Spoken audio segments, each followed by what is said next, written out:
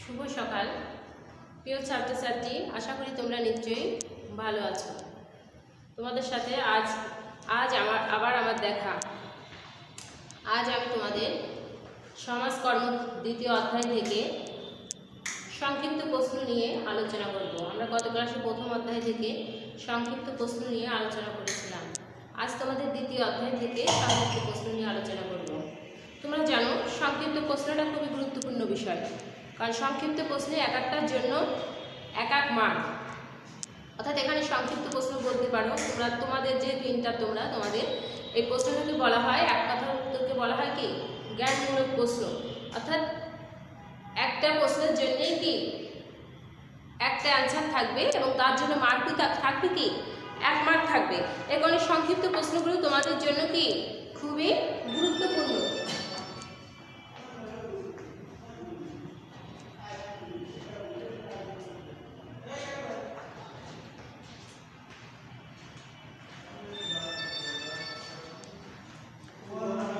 আমি আজকে সংক্ষিপ্ত প্রশ্ন আলোচনা করব। তাহলে দেখো, আমি সংক্ষিপ্ত প্রশ্নগুলো তোমাদের একটু বলে দিব, তোমরা একটু লিখে নিও। কোথায় সমাজ কল্যাণের আধুনিকতার বিকাশ ঘটে? তাহলে আমি প্রশ্ন না লিখে শুধু অ্যান্সার লিখে যাই। একটু কি বলছে? কোথায় সমাজ কল্যাণের আধুনিকতার বিকাশ ঘটে? অর্থাৎ সমাজ কল্যাণের আধুনিকতার বিকাশ ঘটে প্রথম কোথায়? ইংল্যান্ডে।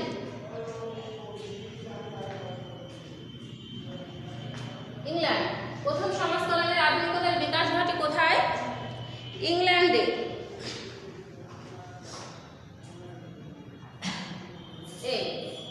তারপরে 2 নম্বর প্রশ্নে আমরা চলে যাব। তাহলে সমাজ কল্যাণের আধুনিকতার বিকাশ ঘটে প্রথম কোথায়? ইংল্যান্ডে। 1349 সালে শ্রম আইন কার শাসনামলে প্রণীত হয়? তোমরা জানো আমাদের দ্বিতীয় অধ্যায়টা হচ্ছে কি এলিজাবেথীয় দরিদ্র আইন, 1834 সালে দরিদ্র সংস্কার আইন, তারপরে বিভারেজ রিপোর্ট। ওখানে বিভিন্ন আইন আছে। তার ভিতর 1349 সালের যে শ্রম আইন ছিল, সেই আইনটা কার শাসনামলে প্রণীত হয়েছিল? কার শাসনামলে প্রণীত হয়েছিল? দেখো, তৃতীয় এডওয়ার্ডের শাসনামলে। আমাদের দ্বিতীয় প্রশ্নের উত্তর কি হবে?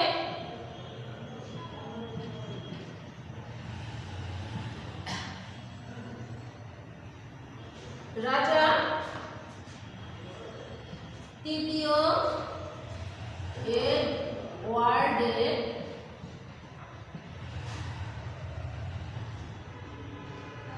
শাসনামলে।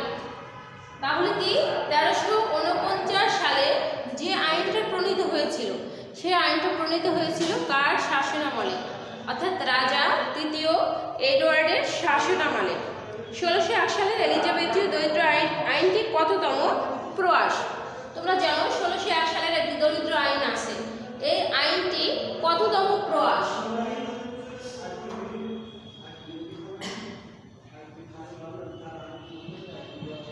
তাহলে 1601 সালের এলিজাবেথীয় যে দরিদ্র আইন আছে, সেই দরিদ্র আইনটি কততম প্রয়াস? তোমরা জানো 43তম প্রয়াস। 1601 সালের এলিজাবেথীয় দরিদ্র আইন হচ্ছে কি?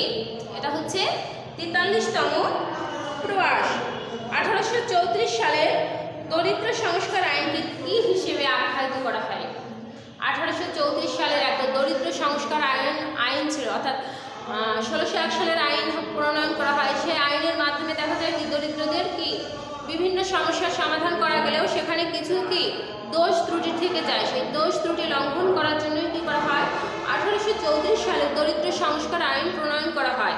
সেই 1800 দরিদ্র সংস্কার আইনটি কি হিসেবে আখ্যায়িত করা হয়? এই দরিদ্র সংস্কার আইনকে কি হিসেবে আখ্যায়িত করা হয়েছিল?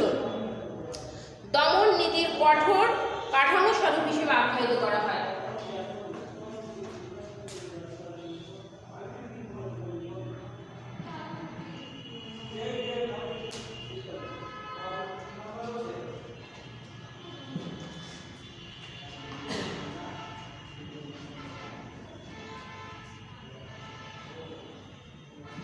দমন নীতির কাঠামো স্বরূপ হিসেবে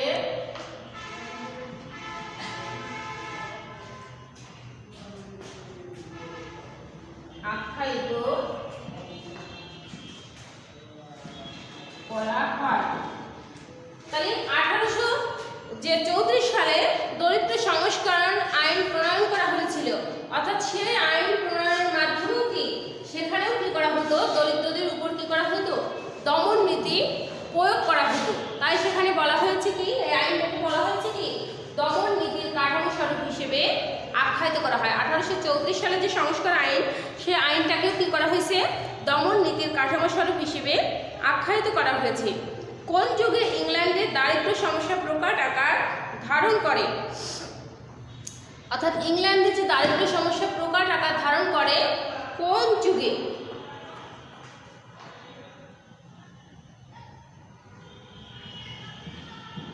অর্থাৎ ইংল্যান্ডে দারিদ্র্য সমস্যা প্রকট আকার ধারণ করে কোন যুগে, প্রাক শিল্প যুগে।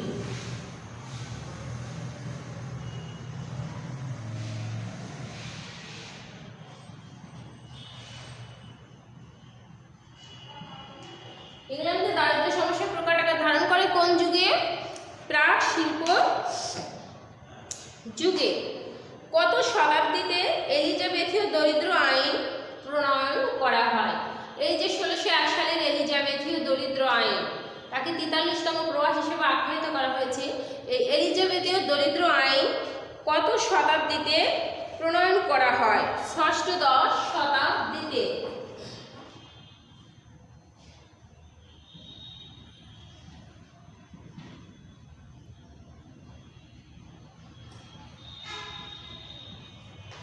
ষষ্ঠদশ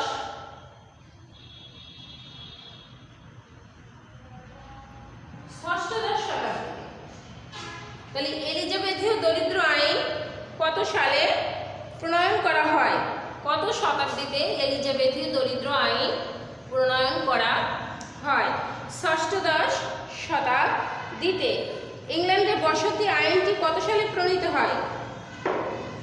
ইংল্যান্ডে একটি বসতি আইন আছে, অর্থাৎ সেখানে যারা বসবাস করে সেই বসবাসের পরিপ্রেক্ষিতে সেখানে কি করা হয়, বসতি আইন প্রণয়ন করা হয়। সেই ইংল্যান্ডে বসতি আইন কত সালে প্রণয়ন করা হয়েছিল? 1552 সালে। ইংল্যান্ডে 1552 সালে বসতি আইন প্রণয়ন করা হয়।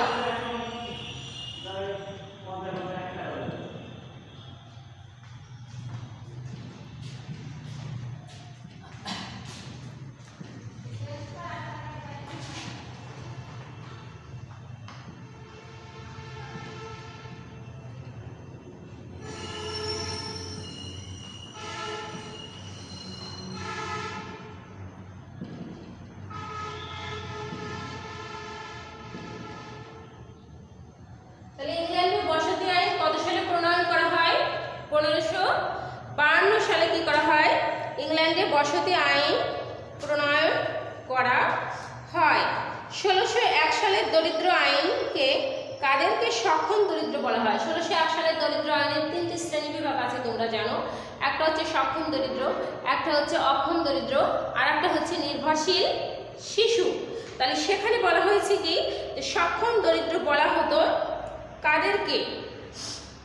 1601 সালের দরিদ্র আইনে কাদেরকে সক্ষম দরিদ্র বলা হতো?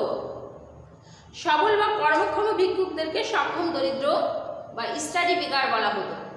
কারা? যারা ছিল সবল বা কর্মক্ষম ভিক্ষুক।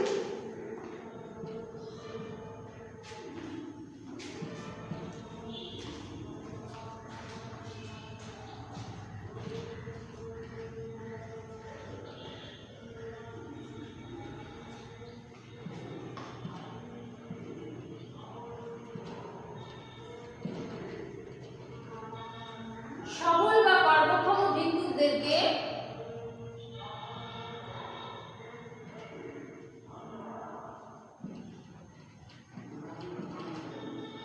সক্ষম দরিদ্র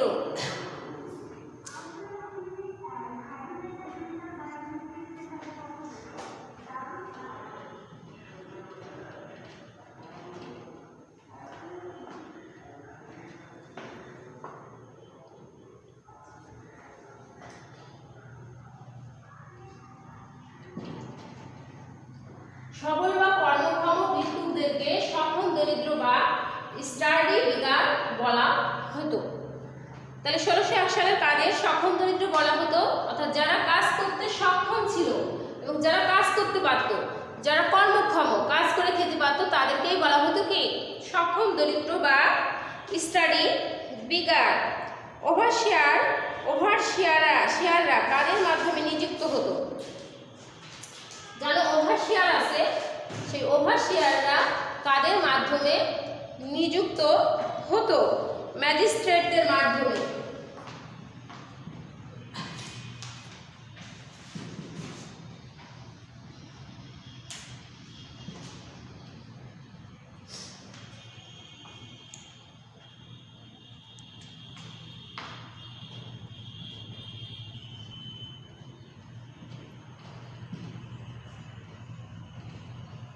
ম্যাজিস্ট্রেটদের মাধ্যমে ওভারসিয়াররা কাদের দ্বারা নিযুক্ত হতো? ম্যাজিস্ট্রেট আছে সেই ম্যাজিস্ট্রেটের মাধ্যমে কি হতো? এই ওভারসিয়াররা নিযুক্ত হতো। দরিদ্র সহায়তার জন্য অর্থ যোগানের মূল উৎস কি ছিল? এই দরিদ্রদের সহায়তা, এই সহায়তার জন্য অর্থ যোগান দিতে হয়। নিশ্চয়ই কোনো একটা ফান্ড থাকবে, ফান্ড না থাকলে তো কাউকে কখনো সাহায্য সহযোগিতা করা যাবে না। তাই বলছে কি এই যে দরিদ্রদের সহায়তা প্রদান করা হতো, এই সহায়তা প্রদানের জন্য কোথা থেকে তাদেরকে সহায়তা প্রদান করা হতো বা এই অর্থ যা আসবে সেই অর্থটা কোথা থেকে যোগান দেওয়া হতো? সেই অর্থ যোগানের মূল উৎসটা কি ছিল? অর্থাৎ হচ্ছে দরিদ্র কর।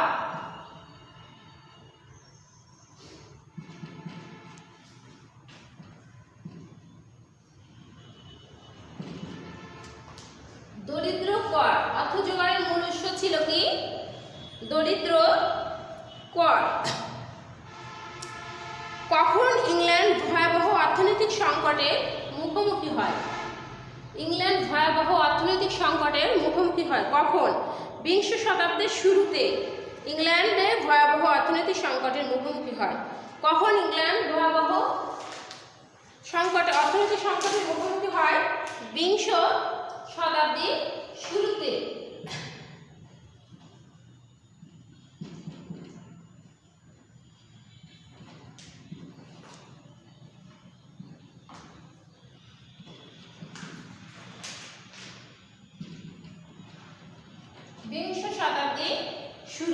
তাহলে কি বলছে? ইংল্যান্ড কখন ভয়াবহ অর্থনৈতিক সংকটের মুখোমুখি হয়? অর্থাৎ 20 শতাব্দীর শুরুতে ইংল্যান্ড কি করে? ভয়াবহ অর্থনৈতিক সংকটের মুখোমুখি হয়।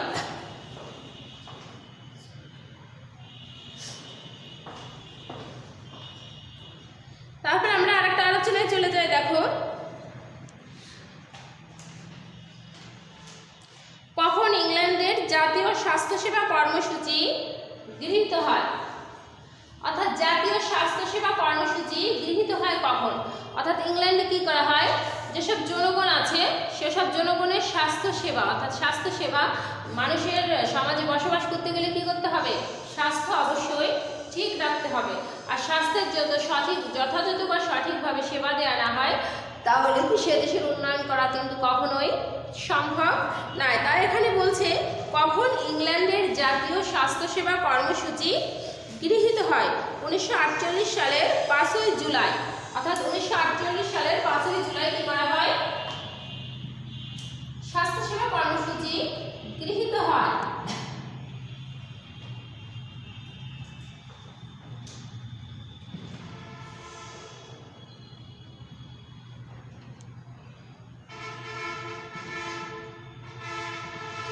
কি বলছে? স্বাস্থ্যসেবা কর্মসূচি গৃহীত হয় কখন ইংল্যান্ডে?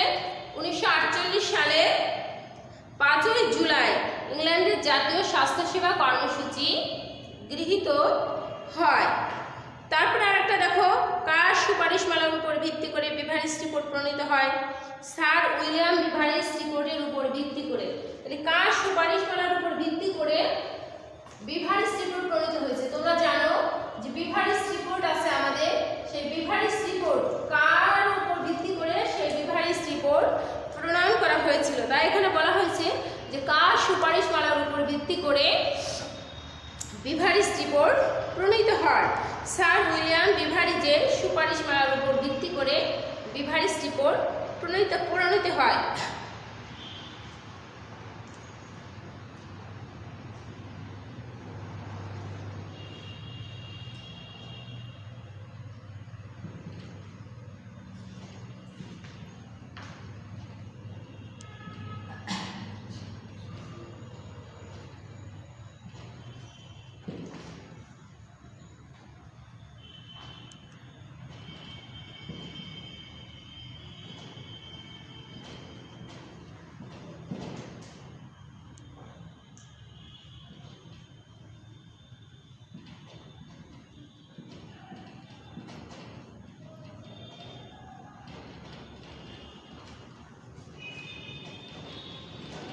বিভারিজ রিপোর্ট প্রণীত হয়। কার সুপারিশমালার উপর ভিত্তি করে বিভারিজ রিপোর্ট প্রণীত হয়?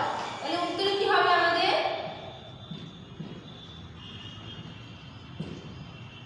Sir William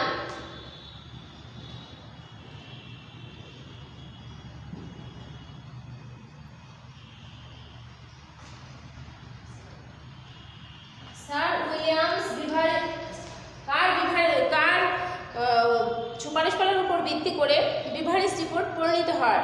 sir William বিভারিজের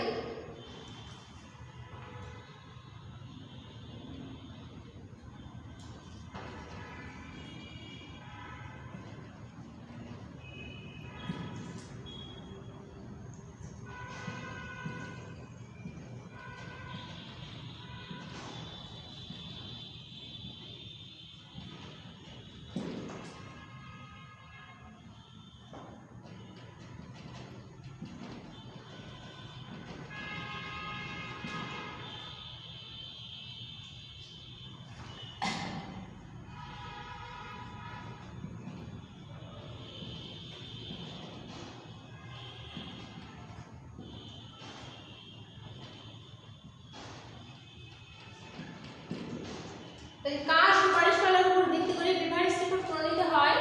sir William বিভারিজের সুপারিশমালার উপর ভিত্তি করে বিভারিজ রিপোর্ট প্রণীত হয়। তারপরে প্রশ্ন আমরা চলে যাই যে উইলিয়াম বিভারিজ কোনটিতে শিল্পায়িত সমাজে সৃষ্ট সমস্যার মূল কারণ হিসেবে চিহ্নিত করেছেন? শিল্পায়িত সমাজে উপার্জনহীনতাকে অর্থাৎ মূল কারণ হিসেবে চিহ্নিত করেছেন শিল্পায়িত সমাজের সৃষ্ট সমস্যা। শিল্পায়িত সমাজে বিভিন্ন সমস্যার সৃষ্টি হয়, সেই সমস্যার মূল কারণ হিসেবে চিহ্নিত করেছেন কোনটিকে? অর্থাৎ শিল্পায়িত সমাজের উপার্জনহীনতাকে।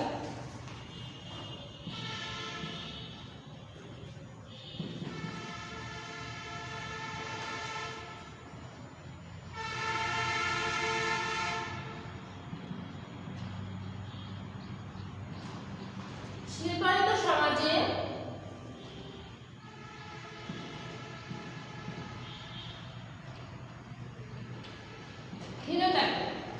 শিল্পায়িত সমাজের মূল সমস্যা হিসেবে চিহ্নিত করেছেন কোনটিকে?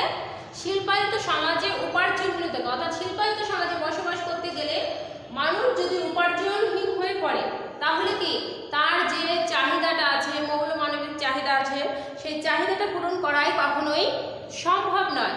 তাই শিল্পায়িত সমাজের উপার্জনহীনতাকে শিল্পায়িত সমাজের সমস্যার মূল কারণ হিসেবে চিহ্নিত করেছেন। বিভারিজ রিপোর্টে উল্লেখিত পঞ্চদৈত্য কি? তোমরা জানো বিভারিজ রিপোর্টে পঞ্চদৈত্য আছে। সেই উল্লেখিত যে পঞ্চদৈত্য, সেই পঞ্চদৈত্যটা কি কি? অভাব, রোগ, অজ্ঞতা, মলিনতা, অলসতা। আমরা চলে যাই যে শিল্পায়িত সমাজে যে পাঁচটি পঞ্চদৈত্য আছে, সেই পঞ্চদৈত্যগুলো কি কি?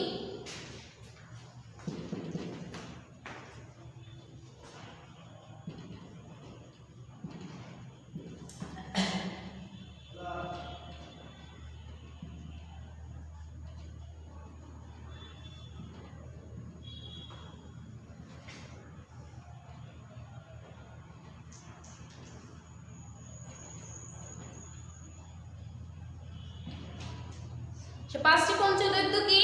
অভাব, রোগ, অজ্ঞতা, মলিনতা, অলসতা। অর্থাৎ বিভারিজ রিপোর্টের এই পাঁচটি হচ্ছে কি পঞ্চদৈত্য। এই পাঁচটি পঞ্চদৈত্যকে কি বলা হয়েছে? অভাব, রোগ, অজ্ঞতা, মলিনতা, অলসতা। তাহলে আজকে আমি এই পর্যন্তই তোমাদের শেষ করব।